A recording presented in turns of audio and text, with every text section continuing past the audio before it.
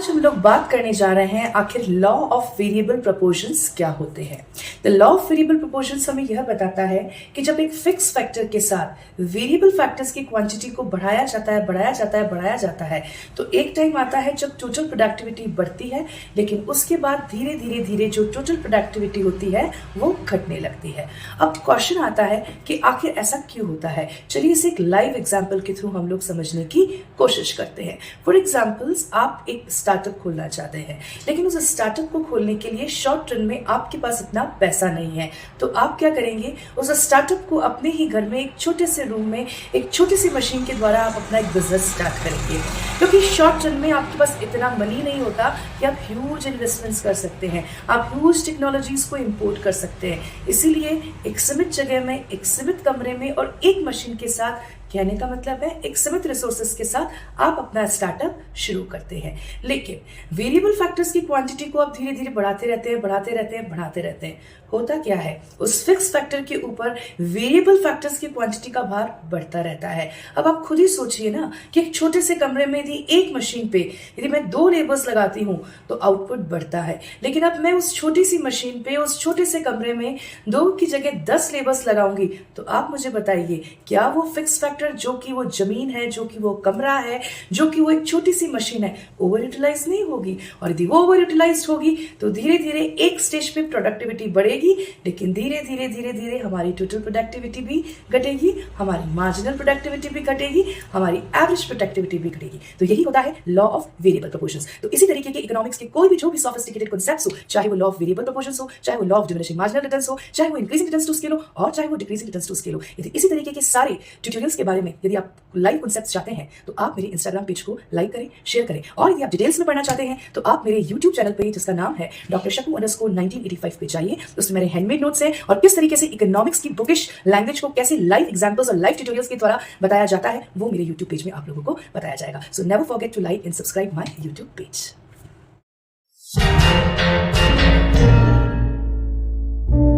हमने इस law of variable proportions को एक बहुत ही अच्छे से लाइव एग्जाम्पल के थ्रू समझा। अब हम आपको इसका तरीका बताते हैं कि जब एग्जाम्स में आपके पास यदि इस टाइप के क्वेश्चंस आते हैं तो कैसे इंप्रेसिव वे में और कम शब्दों में आपको अपनी बातों को रखना है। सबसे पहले तो आपको एक अच्छा सा बुलेट्स देके लॉ ऑफ वेरिएबल प्रोपोर्शंस की डेफिनेशन लिखनी है।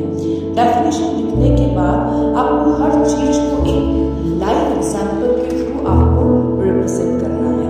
जितना आप लाइव एग्जाम्पल के थ्रू हर किसी चीज को इंटरप्रेट करेंगे तो एग्जाम्पल्स के सामने आपका एक अच्छा इंप्रेशन फॉल होगा। यहाँ मैंने आपको ये नहीं बताया कि आपको लंबी चौड़ी बातें लिखनी है, आपको केवल लॉ ऑफ वेरिएबल प्रोपोर्शन पूछा है तो आपको केवल ये लिखना है कि लॉ ऑफ वेरिएबल प्रोपोर्शंस वो होता है कि जब एक फिक्स फैक्टर के साथ एक वेरिएबल फैक्टर की क्वांटिटी को लगाया जाता है तो एक टाइम तक तो फिक्स फैक्टर अंडर यूटिलाइज्ड होता है, जिसके कारण टोटल प्रोडक्टिविटी बढ़ती है, एवरेज प्रोडक्टिविटी भी बढ़ती है और मार्जिनल प्रोडक्टिविटी भी बढ़ती है। क्योंकि इन दोनों का तो बढ़ना वाजिब ही है, क्योंकि जब एवरेज प्रोडक्टिविटी टोटल प्रोडक्टिविटी बढ़ेगी तो एपी भी बढ़ेगी और एमपी भी बढ़ेगी। लेकिन एक स्टेज, सर्टेन स्टेज के बाद जब फिक्स फैक्टर के ऊपर वेरिएबल फैक्टर का भार बढ़ता रहता है तो उसके बाद टोटल प्रोडक्टिविटी गिरने लगती है। तो लाइव एग्जाम्पल के थ्रू आप उसे कैसे समझेंगे कि एक छोटा सा बिजनेस है, जमीन है, उस जमीन जो कि स्टेगनेंट है, शॉर्ट टर्म में आप जमीन खरीद नहीं सकते, तो एक लिमिटेड जमीन पे आप अपना स्टार्टअप शुरू करते हैं और उस स्टार्टअप पे आप चाहते हैं कि आप लेबर्स को बढ़ाते जाएं। चूंकि जमीन इतनी सी बट लेबर्स इतने सारे तो जमीन ओवरबर्डन हो जाएगी। लेकिन जब तक इनिशियल फर्स्ट स्टेज पे जमीन के ऊपर लेबर्स की क्वांटिटी इतनी ज़्यादा नहीं थी तो प्रोडक्शन अच्छा हुआ। लेकिन जब धीरे धीरे उस छोटी सी जमीन पे इतने सारे लेबर्स की वेरिएबल क्वांटिटी बढ़ती गई तो एक टाइम आने के बाद टोटल प्रोडक्टिविटी भी घटती है। यही होता है हमारा लॉ ऑफ वेरिएबल प्रोपोर्शन। उसके बाद आपको उसका एक लाइव एग्जाम्पल इनोवेट करना है। क्यों?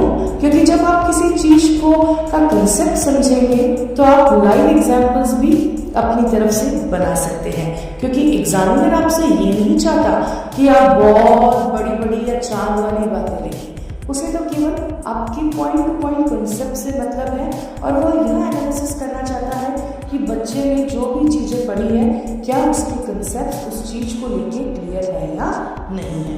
उसके बाद आपको क्या करना है, आपको एक सिंपल एंड स्वीट जो पॉइंटेड पेंसिल्स होती है उससे आपको इम्प्रेसिव डायग्राम को कोटेड करना है। जैसे कि हम लोगों ने यहाँ पे डायग्राम कोटेड किया है, OY एक्सिस, YO एक्सिस, ये टोटल प्रोडक्टिविटी, ये एवरेज प्रोडक्टिविटी, ये एवरेज मार्जिनल प्रोडक्टिविटी। अब ये कैसे निकली, चलिए हम लोग इसकी टेबल्स को समझते हैं। ये हम लोगों ने एक टेबल बना रखी है जो है लॉ ऑफ वेरिएबल प्रोपोर्शंस की। मैं बार बार नहीं बोलना चाहूँगी, केवल एक कंसेप्ट है, आप फिर से ध्यान से सुनिएगा कि लॉ ऑफ वेरिएबल प्रोपोर्शंस हमारे दैनिक जीवन में भी अप्लाई होता है। फॉर एग्जाम्पल, आप कोई स्टार्टअप खोलना चाहती हैं अपने घर पे, लेकिन शॉर्ट टर्म में आपके पास इन्वेस्टमेंट करने के लिए इतना पैसा नहीं होता है, तो आप क्या करती हैं, अपने घर पे एक छोटे से कपड़े से कपड़े का बिजनेस डालती हैं। जब आप अपने कपड़े का बिजनेस डालती हैं तो आप बड़ा बड़ा बिल्डिंग नहीं खरीद सकती, बड़ा लैंड नहीं खरीद सकती, एक छोटे से कमरे में आप अपना काम शुरू करती हैं, ठीक है। तो लेबर्स क्या हो जाती है, यहाँ पे जमीन क्या हो जाती है, वो कमरा क्या हो जाता है, आपका क्या हो जाता है, एक यूनिट्स ऑफ लैंड हो जाती है ना। अब आप क्या करती हैं, उस जब तक आप 4 यूनिट्स का आउटपुट, जब तक आप छोटी सी जमीन पे 0 लेबर लगाती हैं, 1 लेबर लगाती हैं, 2 लेबर लगाती हैं, 3 लेबर लगाती हैं, 4 लेबर लगाती हैं या 5 लेबर लगाती हैं, तो क्या होता है 1 2 3 4 लेबर्स लगाती हैं तो टोटल प्रोडक्टिविटी क्या होती है, बढ़ती रहती है, क्योंकि उस छोटे से कमरे पे 3-4 लेबर्स आराम से काम कर सकते हैं और वो अपना अपना काम करते हैं क्योंकि उनको काफ़ी स्पेस मिला हुआ होता है, तो टोटल प्रोडक्टिविटी भी बढ़ती है। इसके कारण एवरेज प्रोडक्टिविटी जो होती है वो भी बढ़ती है और जो हमारी मार्जिनल प्रोडक्टिविटी होती है वो भी बढ़ती है, क्योंकि AP जो निकलता है और MP जो निकलता है वो TP से ही निकलता है। TP बढ़ेगा तो AP भी बढ़ेगा और मार्जिनल प्रोडक्शन तो चूंकि चेंजेस होता है। एवरेज प्रोडक्शन कैसे निकाला जाता है, total production divided by units of labour, और एवरेज मार्जिनल प्रोडक्शन कैसे निकाला जाता है, जो कि चेंज इन टोटल प्रोडक्शन होता है ना। अब चलिए हम लोग क्या करते हैं कि हमने 5वें लेबर से और 10वें हमने वापस थोड़े टाइम बाद हम लोगों ने क्या किया, हम लोगों ने वापस से उस छोटी सी स्टेगनेंट जमीन पे लेबर्स की क्वांटिटी को हम लोग बढ़ाते गए। हमने लेबर्स की क्वांटिटी कर दी 5, 6, 7, 8। हमने ये सोचा कि चलो शॉर्ट टर्म पीरियड है, इन्वेस्टमेंट मैं क्यों करूँ, क्योंकि शॉर्ट टर्म पीरियड है, कैश इनफ्लो मुझे हुआ नहीं है, चूँकि लेबर्स को मैं बढ़ा सकती हूँ, इतना पैसा मैं मैनेज ही कर सकती हूँ, तो आपने क्या किया, लेबर्स बढ़ा दिया इस एंटिसिपेशन पे कि आपकी प्रोडक्टिविटी बढ़ेगी।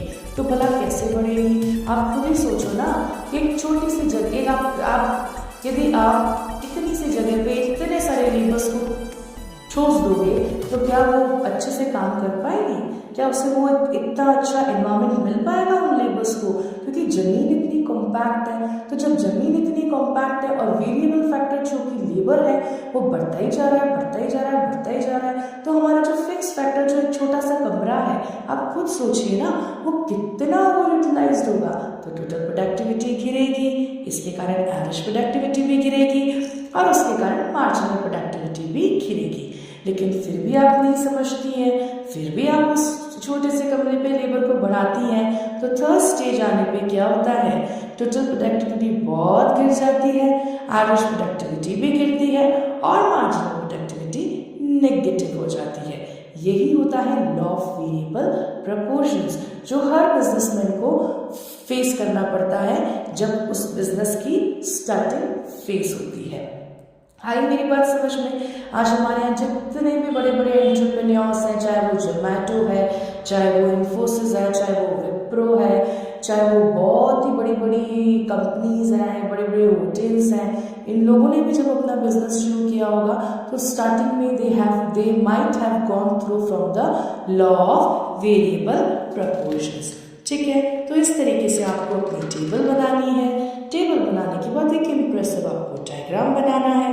डायग्राम को आपको वैसे ही बनाना है जैसे आपकी टेबल है, टोटल प्रोडक्टिविटी बढ़ रही है, फिर घट रही है, फिर वापस डाउन पे जा रही है। एवरेज प्रोडक्टिविटी भी बढ़ती है, फिर वो घटती है, और मार्जिनल प्रोडक्टिविटी भी घटती है। ये जो डायग्राम है, once your concepts will be clear the things will be easy in an economics. Economics अपने आप में एक बहुत बड़ा टिपिकल सब्जेक्ट नहीं है। It's very short, it's very conceptual subjects. Once you get your concept clear, everything will be easy. अब आपको केवल एक कंसेप्ट पढ़ने की जरूरत है, आप पूरी कहानी लिख सकते हैं, है ना। तो ठीक है, ये आप लोगों ने डायग्राम्स बना दिया है। उसके बाद आप क्या बनाएंगे, अपनी स्टेजेस का एक्सप्लेनेशंस दे देंगे। स्टेज नंबर 1, स्टेज नंबर 1 में क्या होता है कि फिक्स फैक्टर पे वेरिएबल फैक्टर आराम से काम कर रहा होता है। सेकंड स्टेज में क्या होता है, फिक्स फैक्टर थोड़ा ज़्यादा यूटिलाइज हो जाता है। थर्ड स्टेज में क्या होता है, फिक्स फैक्टर ओवर यूटिलाइज हो जाता है। तो इसी के कारण हमें लॉ ऑफ वेरिएबल प्रपोर्शंस मिलते हैं। तो इसी के साथ आप अपने क्वेश्चंस को एक अच्छा सा अंजाम दे सकते हैं और एग्जाम्स में अच्छे मार्क्स को स्कोर कर सकते हैं। Thank you. तो इसी तरीके से इकोनॉमिक्स के लाइव कॉन्सेप्ट्स और नोट्स को समझने के लिए आप मेरे चैनल को लाइक करें, सब्सक्राइब करें।